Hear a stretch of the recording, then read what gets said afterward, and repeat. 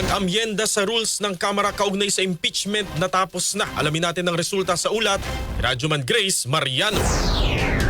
Natapos na ang pag-amyenda sa Rules of Procedure para sa impeachment proceedings sa ilalim ng 20th Congress at ilalatag na ito sa plenaryo para paaprubahan. Inihayag ito ni House Senior Deputy Majority Leader Iloilo Representative Lawrence Defensor na siyang head ng Rules Rewriting Committee. Tiniyak ni Defensor na mananatiling nakabatay sa 1987 Constitution ang kanilang mga patakaran habang iginagalang ang interpretasyon ng Supreme Court pagdating sa pagbilang ng session days para sa mga reklamong impeachment.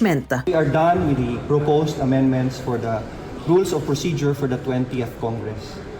We have made sure that we will maintain that the provisions of the Constitution remain in the rules of the House of Representatives, but we will respect the Supreme Court in terms of interpreting what a session day is for impeachment complaints. So gusto lang namin sa aming rules na retain ang word na session day kahit calendar day ang pagbilang nito pagdating sa rules on impeachment.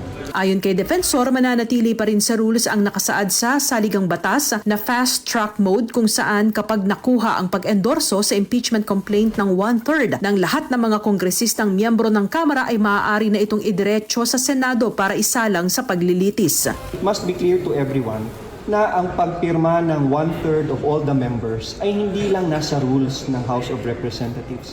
It's clearly written in the provisions of the Constitution and we will follow that without disrespecting the Supreme Court. Yan po si Representative Lawrence Defensor. Kasama mo sa DCXL RMN Manila, Radyoman Grace Mariano, Tatak RMN.